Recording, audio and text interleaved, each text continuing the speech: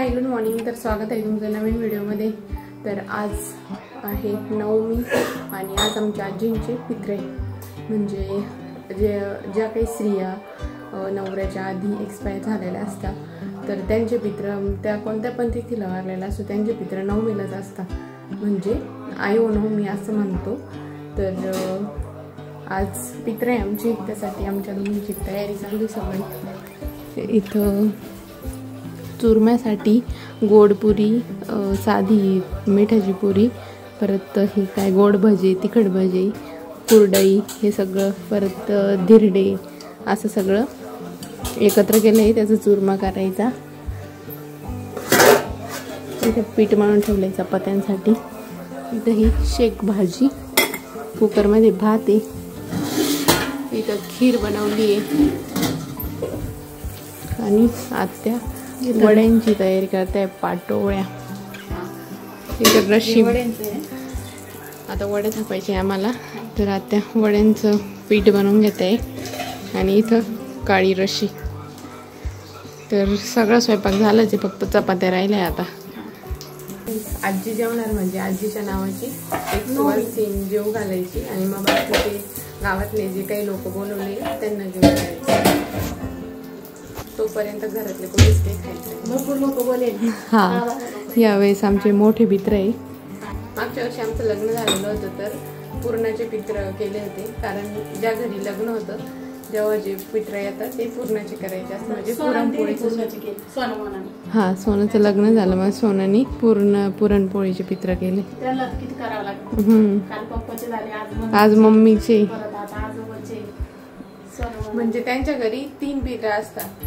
काल सोनांच्या पप्पाचे होते, आज त्यांच्या मम्मीचे आणि आता त्यांच्या आजोबांचे, असे 3 पित्र असतात। आणि आपल्या घरी पण 2 असतात ना, आपल्या घरी 2 असतात, म्हणजे बाबांच्या पप्पाचे आणि दादांच्या मम्मीचे असे 2 पित्र असतात।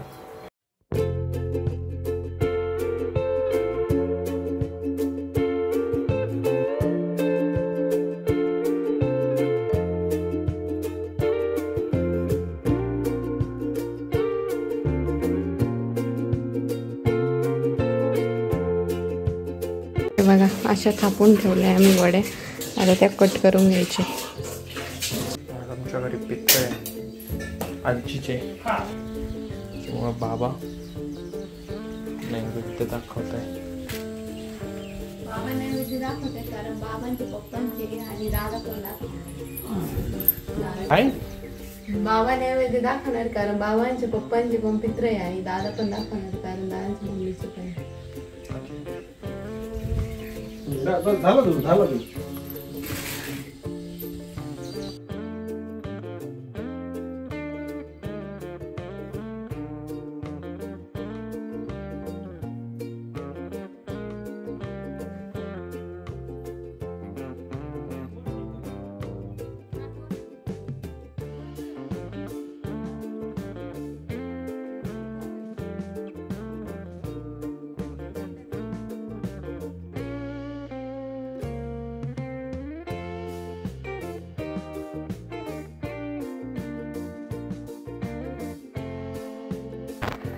बारा वाजत आले आणि आता सगळ्या माणसांचे जेवण झाले, म्हणजे गावातले जे बोलवले होते जेवायला त्यांचे आत्ता जेवण झाले आणि आता मी आणि आत्या जेवणार आहे। खूप भूक लागली सकाळपासून, आता लई एनर्जी लो झालेली त्याच्यामुळं घेतो जेवण। मी दोघी जेवण करतो आता।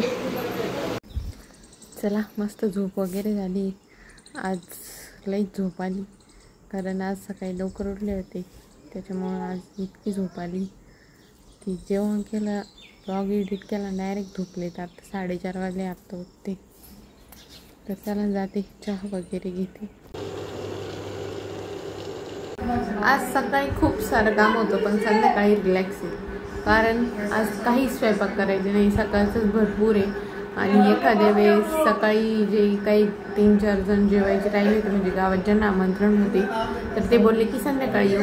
जर ते आले तरच पोळ्या वगैरे करावं लागणार आहे, नाहीतर मग काहीच गरज नाही काहीच करायची, कारण सकाळच भरपूर आहे। त्यामुळं संध्याकाळी ते आता काहीच करायचं नाही, त्यामुळे जरा रिलॅक्स आहे आता। दरवाजा उघडा. पाहुणे आले. शुक शुक काय मला वाटलं मीटिंग चालू असं मग मोठ्यांना बोलतो शुक शुक केलं मी. तर नाही की तुमचं नाव शुक शुक आहे. कानाला व्हिडिओ कॉल केलता. बरं आहे का बाहेर काहीच नाही. अरे वा. थोडं कुणकुण करतो पण ती बाळीमुळं करतो का दूध प्यायसाठी करतो त्याला तर माहिती. स्ट्रॉंग माणूस आहे म्हणजे माझ्यासारखा. तुमच्यासारखं तर म्हणूच नका. तुम्हाला हे आता मजा पाहिजे का? आता नाही करायची ना.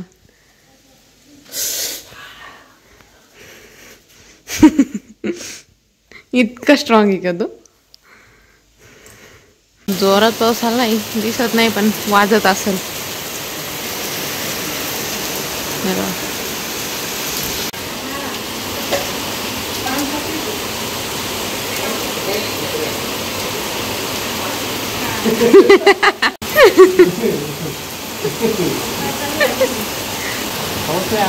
लय पाऊस आला. यांना एवढ्या पावसात गाडी धुवायची पण मग विजा चमकते ना. एवढ्या पावसात नाही गेलं पाहिजे. पावसाचं पाणी एवढं क्लीन का बरं राहतं? मला काय माहित. त्याच्यात क्षार नाही राहत. क्षार नाही म्हणत. पावसाच्या पाण्याचा pH नॉर्मल राहतो. मग तेच ना ते ऍसिडिक किंवा बेसिक वॉटर नाही राहत. मग पावसाच्या पाण्याचा pH कमी राहतो म्हणून ते ऍसिडिक किंवा बेसिक राहत नाही.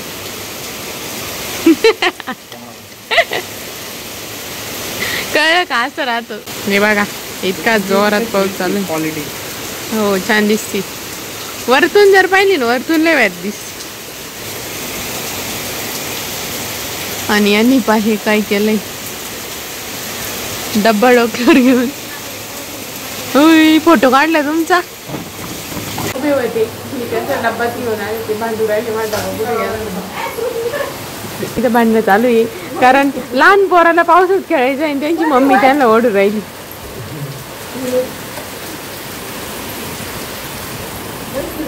ते नाही का लहान पोरगा नाही का म्हणतं मम्मी मला पाणी खेळायचं आहे. मग मम्मी त्याला मारीत मारीत घरात घेऊन येते. मग तुझ्या घरात घ्या तुमचा डबा रुसले होते.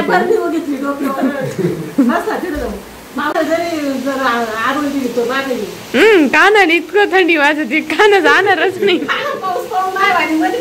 बरं झालं काना आजीच्या टीम मध्ये आला.